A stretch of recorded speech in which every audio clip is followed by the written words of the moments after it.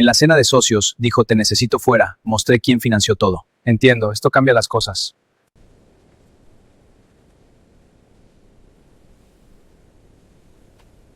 Antes de empezar, quiero pedirte algo pequeño pero importante. Si valoras estos relatos honestos, estas historias que exploran los rincones más silenciosos de nuestra vida, por favor, suscríbete al canal y deja tu like ahora mismo. Es un gesto sencillo, humano, que me ayuda a mantener viva esta comunidad donde nos escuchamos de verdad. Gracias por estar aquí.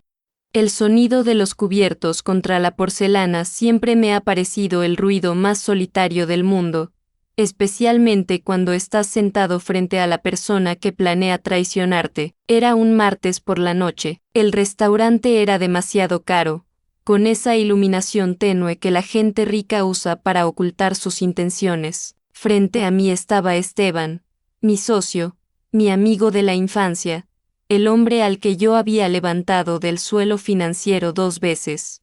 Se ajustaba la corbata con un nerviosismo que no lograba disimular, y evitaba mirarme a los ojos mientras jugueteaba con la copa de vino. Yo no lo sabía en ese segundo, pero esa cena no solo marcaría el fin de nuestra sociedad, sino el inicio de una guerra de finanzas personales que sacaría a la luz secretos familiares que llevaban décadas enterrados. Lo que Esteban ignoraba mientras pedía la entrada, es que yo llevaba meses preparándome para este momento. Si te quedas hasta el final de este relato, entenderás que la verdadera prosperidad no se trata de cuánto tienes en el banco, sino de cuánto sabe tu enemigo sobre lo que tienes. La empresa ha crecido mucho, Damián, dijo él finalmente, rompiendo un silencio que ya se había vuelto viscoso. Creo que estamos en puntos diferentes. Asentí despacio, masticando un pedazo de pan que no me pasaba por la garganta. Hace 5 años, cuando empezamos, yo puse el 100% del capital. Yo vendí el coche de mi padre, yo hipotequé mi pequeño apartamento. Esteban puso el carisma. Él era la cara, yo era la billetera y el cerebro en las sombras. Yo estaba obsesionado con cómo atraer dinero rápido para cubrir las nóminas, mientras él se obsesionaba con qué traje usaría para la foto de la revista local.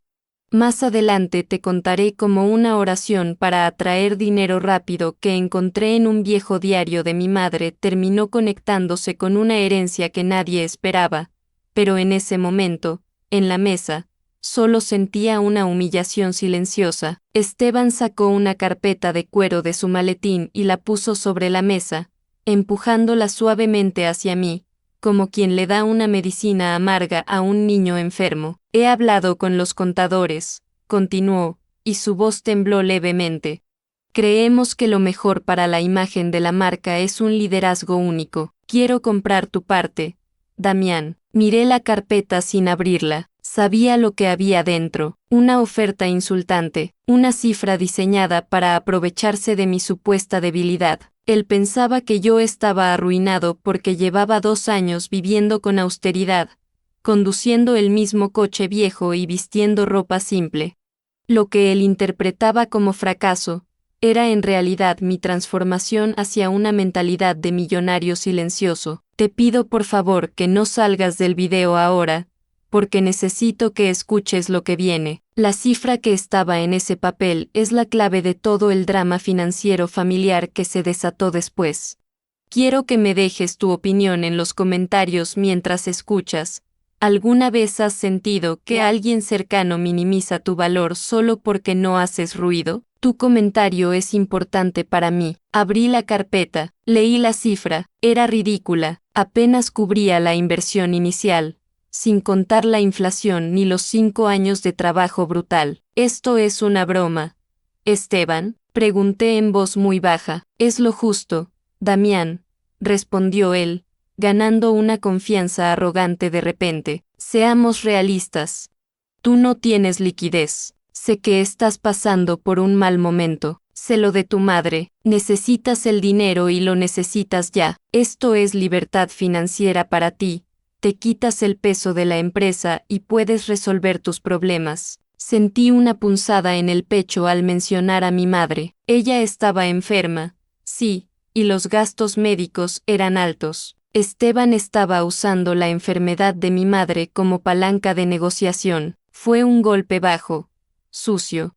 En ese instante, recordé un hilo que había leído en un foro de internet traducido, titulado Los peores consejos de negocios que arruinaron vidas. El consejo número 1 era: nunca asumas que tu socio silencioso es un socio débil. Esteban estaba cometiendo ese error fatal. Antes de continuar, quiero recordarte que hay detalles de esta historia, especialmente los audios que grabé esa noche y documentos legales sensibles, que no puedo mostrar aquí por las normas de la plataforma. En la descripción hay un enlace con historias que no pueden contarse en YouTube y solo se debe entrar después de ver el video completo. Ahí entenderás la magnitud real de lo que estaba en juego. Cerré la carpeta despacio. Te necesito fuera, Damián, dijo, ya sin máscaras. La junta de inversores nuevos quiere gente joven, dinámica. Tú te has quedado atrás. Te doy 48 horas para firmar. Si no, forzaremos una dilución de acciones y te irás sin nada. Me quedé mirándolo. Hace años, esa amenaza me habría hecho llorar o gritar. Habría rogado, pero esa noche, algo había cambiado en mí. Había pasado los últimos 6 meses estudiando no solo el mercado, sino leyes de sucesión y finanzas personales avanzadas. Sabía algo que él no. Sabía de dónde venía realmente el dinero de esos nuevos inversores. Esteban, dije, y mi voz sonó extrañamente tranquila, casi metálica. ¿Estás seguro de que sabes quiénes son tus nuevos inversores? Él soltó una risa nerviosa. Por supuesto, es un fondo de capital riesgo, gente que sabe de abundancia y crecimiento, no como tú, que sigues contando centavos. Ya veo, respondí. Tomé la copa de vino, mis manos no temblaban. Él esperaba una escena, esperaba verme destrozado por la traición, esperaba que yo aceptara las migajas para atraer dinero rápido y salvar a mi madre, pero yo estaba pensando en la libertad financiera real, la que te da el poder de decir no cuando todos esperan que digas sí. Lo que voy a contarte en la siguiente parte cambiará la forma en que ves las herencias y los negocios familiares. Esteban no sabía que yo ya había tenido una reunión esa misma mañana, no con un médico, sino con el abogado de su propio padre. No voy a firmar eso, Esteban, dije, empujando la carpeta de vuelta, y te sugiero que disfrutes la cena, porque será la última que pagues con la tarjeta de la empresa. Él se puso rojo de ira, pero antes de que pudiera gritar, su teléfono vibró sobre la mesa. Era un mensaje. Vi cómo sus ojos se abrían con terror al leer la notificación en la pantalla bloqueada. El mensaje no era de los inversores, era del banco, y esa notificación era solo el primer dominó de una caída que yo había orquestado en silencio durante meses. Esteban miraba la pantalla de su teléfono como si acabara de ver un fantasma. La luz azul del dispositivo iluminaba su rostro, resaltando el sudor frío que empezaba a formarse en su frente. Yo me mantuve en silencio, bebiendo el último sorbo de vino. No pregunté qué pasaba, no hacía falta. Sabía exactamente qué decía ese mensaje porque yo había programado la alerta bancaria que lo disparó. La notificación le informaba que las cuentas de la empresa habían sido congeladas preventivamente por una orden judicial. Me levanté, dejé un billete sobre la mesa para la propina, un gesto irónico, considerando que él había dicho que yo no tenía liquidez, y me ajusté el saco. Creo que tienes cosas que resolver, Esteban. No te preocupes por la cuenta. La empresa no la pagará hoy, la pagas tú. Salí del restaurante sintiendo el aire frío de la noche, pero por primera vez en años, no sentía el peso del mundo sobre mis hombros. Caminé hacia mi coche viejo, ese que Esteban despreciaba, y me permití sonreír. Pero para que entiendas por qué esa sonrisa era tan peligrosa, tengo que llevarte 6 meses atrás, al momento exacto en que toqué fondo. Más adelante te revelaré el documento específico que encontré bajo la cama de mi madre y que cambió las reglas del juego, pero primero debes entender la desesperación que me llevó a buscarlo. Hace medio año, yo era un hombre roto. Mi madre había empeorado y las facturas médicas se comían mis ahorros. Me sentía ahogado. Recuerdo pasar noches enteras buscando en internet cómo atraer dinero rápido, leyendo foros de dudosa procedencia, buscando una salida mágica. La desesperación te hace creer en cualquier cosa. Llegué a recitar una oración para atraer dinero rápido que encontré en un libro antiguo de ella, aferrándome a la fe porque los números rojos me estaban matando. Me sentía patético, un hombre de 30 y tantos años rogando por un milagro mientras mi socio compraba trajes de diseñador con el esfuerzo de mi trabajo. No te vayas todavía, porque lo que descubrí en esa casa vieja es la prueba de que el drama financiero familiar a veces es una herencia envenenada que ni siquiera sabes que tienes. Quiero que me digas en los comentarios, ¿alguna vez has descubierto un secreto de tus padres que cambió la forma en que ves tu vida? Tu historia me interesa. Una tarde, mientras limpiaba el ático buscando cosas para vender y generar algo de dinero extra, encontré una caja metálica oxidada. No tenía llave, dentro no había joyas ni efectivo, sino papeles, cartas y un cuaderno de contabilidad de hace 30 años. Al principio no entendí lo que leía, pero nombres familiares empezaron a saltar a la vista. El padre de Esteban, mi padre, y una sociedad que yo creía que nunca había existido. Lo que leí en esos papeles reescribió mi pasado. Resulta que la genialidad empresarial de la familia de Esteban no era más que un robo sofisticado. En la próxima parte te contaré cómo confronté al padre de Esteban y la grabación que obtuve. Pero lo crucial aquí es que descubrí que el capital semilla de la fortuna de su familia provenía, originalmente, de una estafa a la mía. Me senté en el suelo polvoriento del ático y lloré, no de tristeza, sino de rabia, esa rabia fría que te despeja la mente.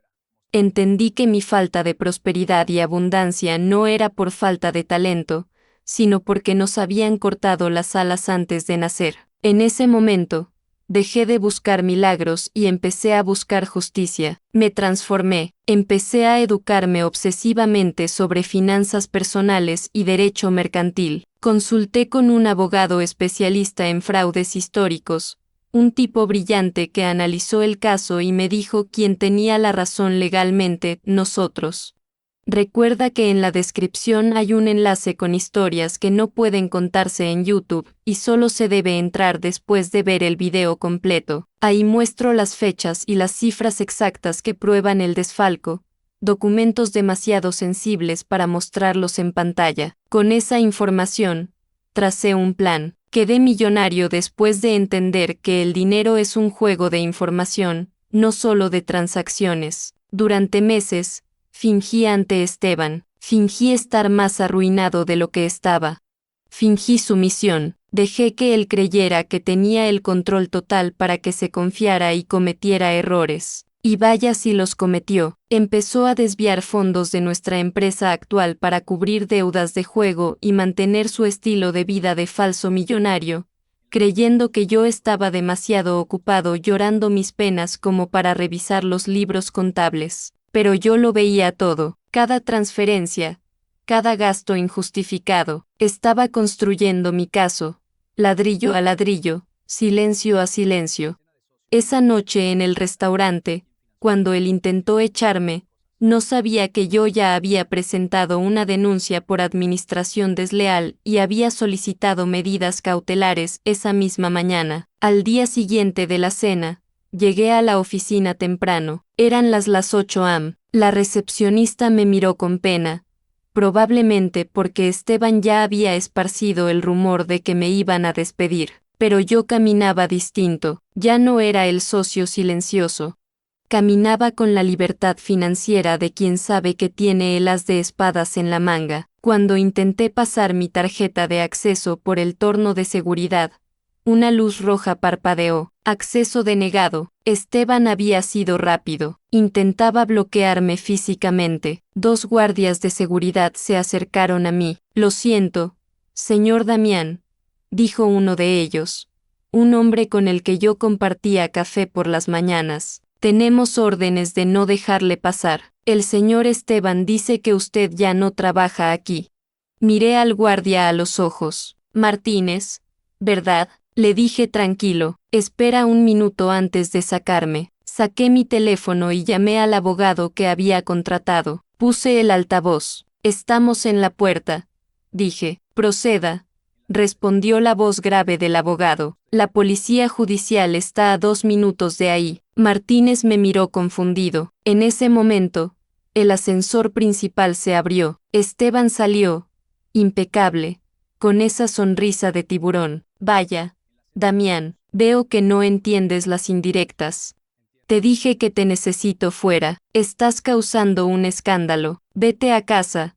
Reza tu oración para atraer dinero rápido o lo que sea que hagas, y firma los papeles. No me voy a ir, Esteban, respondí, y mi voz resonó en el lobby de mármol. De hecho, creo que el que se va a ir eres tú, y no vas a salir por la puerta principal. Lo que Esteban no sabía, y que te revelaré en unos instantes, es que la persona que venía con la policía no era solo un oficial.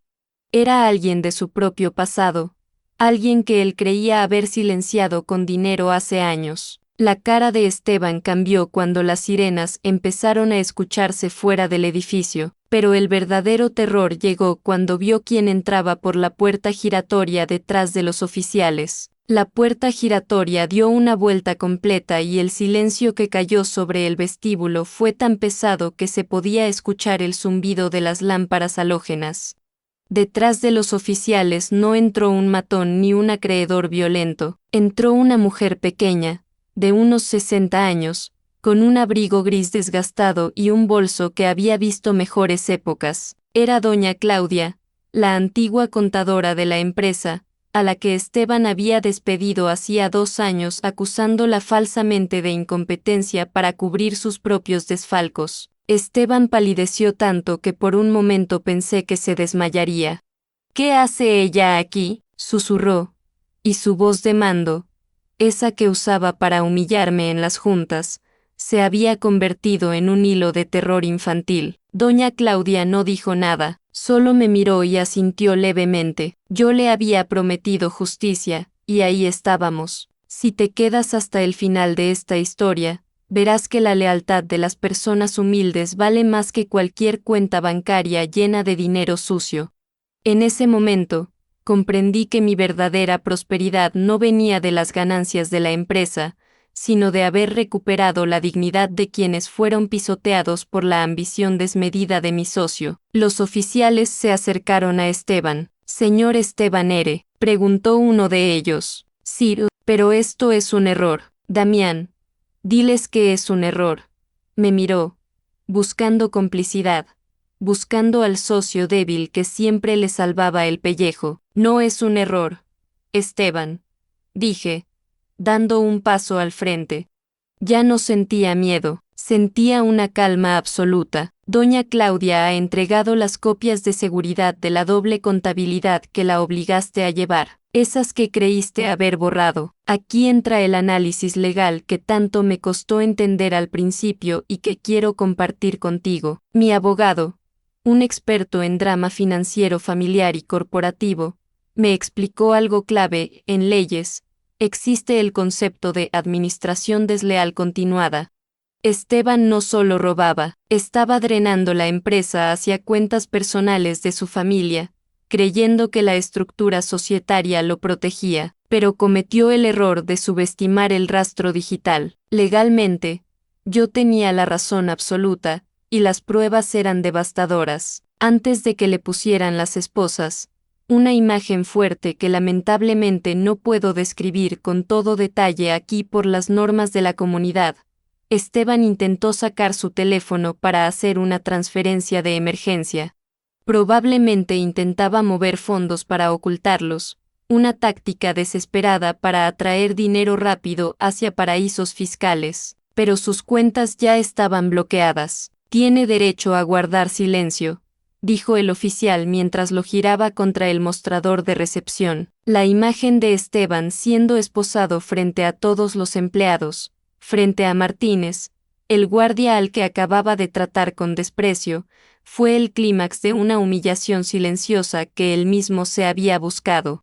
Mientras se lo llevaban, gritando amenazas y jurando que su padre me destruiría, sentí una extraña mezcla de alivio y tristeza. No había alegría en ver caer a un amigo de la infancia, solo la certeza de que era necesario. Te pido que no salgas del video ahora, porque lo que viene es crucial. La caída de Esteban no era el final, era solo el principio de la verdadera guerra. Su padre, el hombre que había estafado al mío décadas atrás, aún estaba libre y con mucho poder. En la siguiente parte, te contaré cómo ese hombre intentó comprar mi silencio y la oferta millonaria que rechacé. Déjame tu opinión en los comentarios. ¿Crees que hice bien en usar a la ex contadora para atraparlo, o debería haber resuelto esto solo entre socios? Me interesa mucho leerte, porque a veces la línea entre justicia y venganza es muy fina. Subí a mi oficina, o mejor dicho, a nuestra oficina, que ahora se sentía vacía. Me senté en la silla de Esteban. El cuero todavía estaba tibio.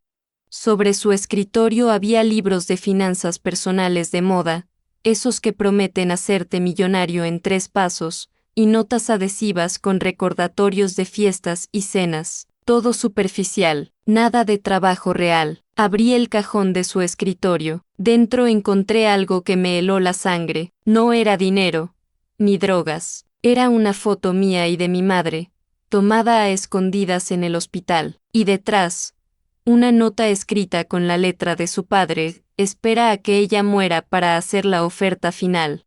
Estará desesperado. Esa nota fue la confirmación de que ellos no solo querían la empresa, querían vernos destruidos. Querían borrar a mi familia del mapa para que nadie reclamara la abundancia que nos robaron hace 30 años. Quedé millonario después de entender que el dinero es una herramienta de defensa. Si yo no hubiera tenido esa mentalidad de protección, si no hubiera buscado libertad financiera por mi cuenta, hoy estaría en la calle y mi madre sin tratamiento. Mi teléfono sonó. Número oculto. Sabía quién era. Contesté. Damián, dijo una voz ronca y autoritaria al otro lado. Era el padre de Esteban. Has cometido el error más grande de tu vida. Suelta a mi hijo y te daré el doble de lo que pedías. No quiero su dinero, don Ricardo, respondí. Quiero lo que es mío. Quiero lo que le robó a mi padre. Eres un iluso. No tienes pruebas de eso. Se rió. Una risa seca y cruel. Eso pasó hace 30 años. Ha prescrito. El crimen sí, dije, mirando la ciudad desde el ventanal, sintiéndome por primera vez dueño de mi destino, pero la reputación no prescribe, Ricardo, y tengo algo que usted no sabe. Lo que le dije a continuación lo dejó mudo. En la descripción hay un enlace con historias que no pueden contarse en YouTube y solo se debe entrar después de ver el video completo. Ahí detallo la grabación secreta que encontré en la caja fuerte de la oficina de Esteban. Una grabación donde padre e hijo discutían explícitamente el origen ilícito de su fortuna. Voy para allá, dijo él, y colgó. Sabía que venía a la oficina, un hombre de 70 años, poderoso, acostumbrado a ganar siempre. Yo estaba solo en el edificio, con los guardias de seguridad abajo, pero no tenía miedo. Había leído un hilo en un foro sobre cómo enfrentar a narcisistas poderosos y estaba listo. Me preparé un café, me senté a esperar. Sabía que esa reunión definiría el resto de mi vida. No solo se trataba de recuperar el dinero, se trataba de reescribir la historia de mi apellido. Lo que ocurrió cuando Ricardo entró por esa puerta cambió las reglas del juego para siempre. No vino solo con amenazas, vino con una propuesta que puso a prueba todos mis principios. La puerta de la oficina se abrió de golpe, pero Ricardo no entró gritando. Los hombres verdaderamente peligrosos nunca gritan, susurran. Caminó hacia mí con esa elegancia arrogante de quien lleva 40 años comprando conciencias. Llevaba un traje gris impecable y un bastón con empuñadura de plata que golpeaba rítmicamente la alfombra, marcando los segundos de un reloj que, según él, jugaba a su favor. Se detuvo frente al escritorio, no se sentó, sacó una chequera del bolsillo interior de su saco, la abrió, firmó un cheque en blanco y lo deslizó sobre la mesa de caoba hasta que el papel tocó mis dedos. «Pon la cifra», dijo, con una voz que sonaba a grava y humo. «Cualquier número que te dé libertad financiera de por vida. Compra una isla, lleva a tu madre a Suiza, haz lo que quieras, pero desaparece y retira la denuncia contra mi hijo». Miré el cheque.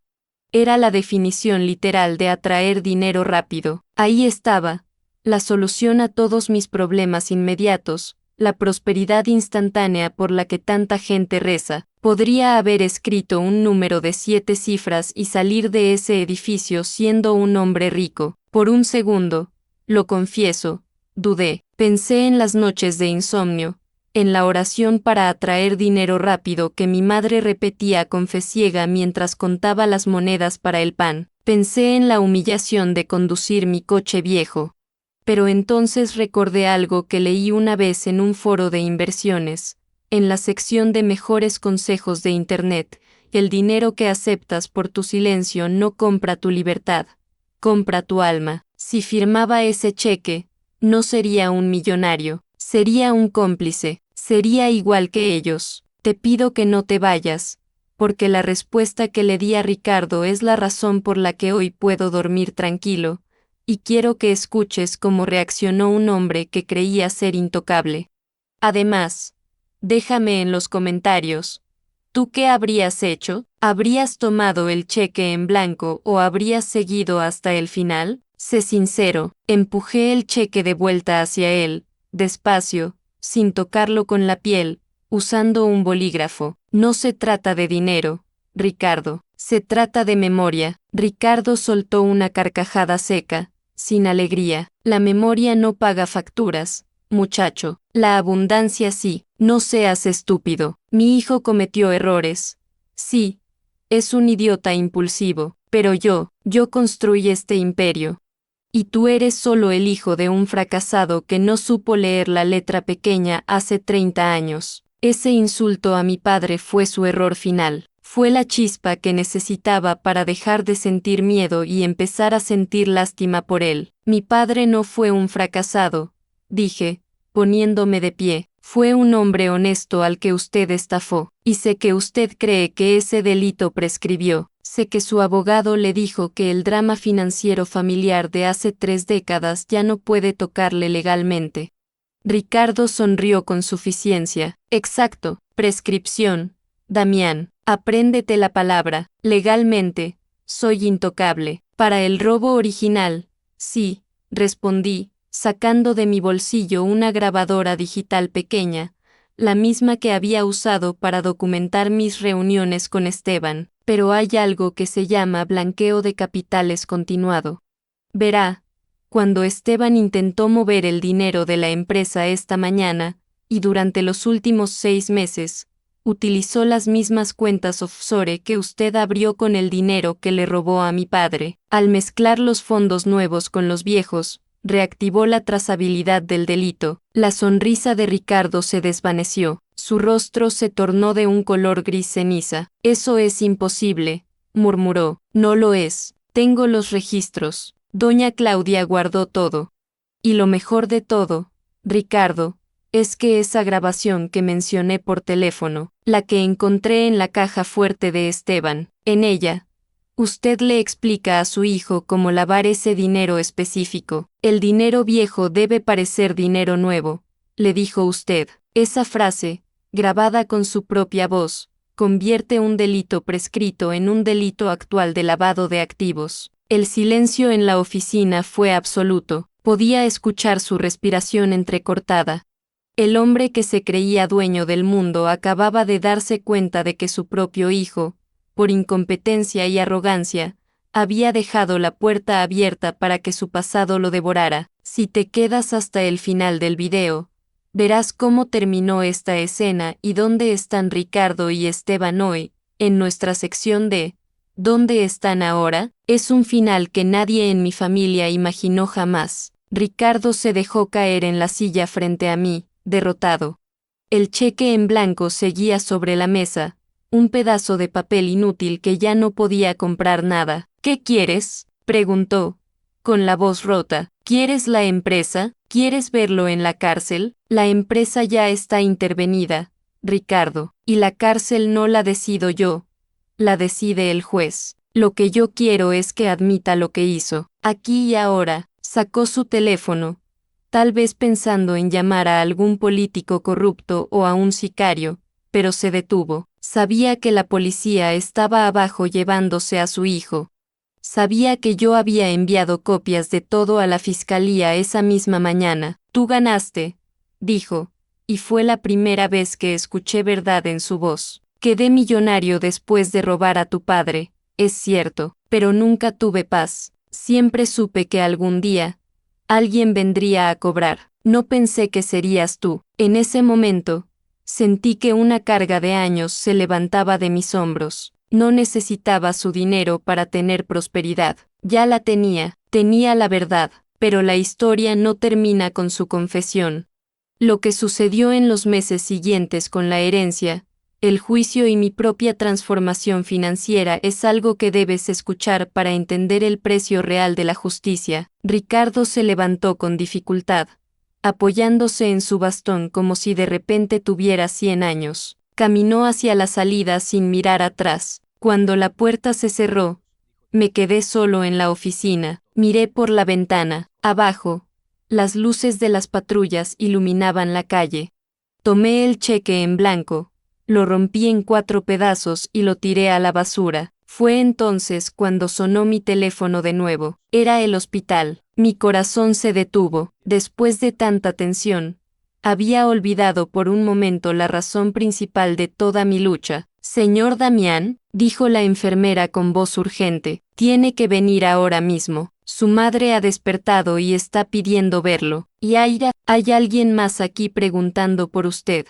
Recuerda que en la descripción hay un enlace con historias que no pueden contarse en YouTube, y solo se debe entrar después de ver el video completo. Ahí comparto los audios reales del juicio que vino después. No sabía quién me esperaba en el hospital, ni cómo esa visita cambiaría el destino de la fortuna que acababa de recuperar. Corrí por los pasillos del hospital con el corazón en la boca, ignorando el dolor en mis rodillas y la falta de aire. El olor a antiséptico y café quemado, que antes me provocaba náuseas, ahora me parecía el aire más puro del mundo, porque significaba que mi madre seguía ahí. Cuando llegué a la puerta de la habitación 304, me detuve en seco. Sentado en la sala de espera, con un maletín sobre las piernas, estaba el abogado Alarcón. No estaba solo. Junto a él había 2 agentes de la fiscalía. Al verme, se puso de pie y me dedicó la primera sonrisa genuina que le había visto en 6 meses. Damián, dijo, extendiéndome una carpeta azul. Ricardo acaba de firmar la confesión completa en la comisaría. Entregó a su hijo para intentar reducir su propia condena, pero las pruebas de lavado de activos que aportaste lo hundieron a él también. Todo ha terminado. Las cuentas han sido desbloqueadas a tu nombre. Tomé la carpeta con manos temblorosas. No sentí la euforia de atraer dinero rápido ni la emoción de una lotería. Lo que sentí fue una paz profunda, sólida, como si por fin hubiera dejado de nadar contra la corriente. El drama financiero familiar que había consumido a 2 generaciones de mi apellido se cerraba en ese preciso instante. Entré a la habitación. Mi madre estaba despierta, débil, conectada a varias máquinas, pero sus ojos tenían ese brillo lúcido que yo temía haber perdido para siempre. Me acerqué y le tomé la mano. Estaba fría, pero viva. Mamá, susurré, con la voz quebrada, ya está. Lo recuperamos todo, la casa, la empresa, el honor de papá. Tenemos el dinero para el tratamiento, ya no tienes que preocuparte por nada. Ella me miró y apretó mi mano con una fuerza sorprendente. Nunca recé una oración para atraer dinero rápido para mí, hijo, me dijo en un susurro. Rezaba para que tuvieras la fuerza de enfrentar la verdad sin convertirte en uno de ellos. Y lo hiciste. Rompí a llorar. Ahí entendí que mi verdadera prosperidad no estaba en los millones que acababan de liberar en el banco, sino en poder mirar a mi madre a los ojos sin vergüenza. Quedé millonario después de enfrentar mis miedos, no después de llenar una cuenta bancaria. ¿Dónde están ahora? Ha pasado un año desde aquella noche en el restaurante y quiero contarte que fue de los protagonistas de esta historia, porque la justicia real a veces tarda, pero llega. Esteban actualmente cumple una condena de 5 años por fraude corporativo y falsificación de documentos. Su prometida lo dejó 2 semanas después de su arresto. En la cárcel, según me cuentan, trabaja en la biblioteca y ya no usa trajes de marca. Ricardo, debido a su edad, cumple arresto domiciliario, pero perdió todas sus propiedades embargadas por el Estado para pagar las multas. Vive solo en un pequeño apartamento alquilado, olvidado por la sociedad que antes lo adulaba.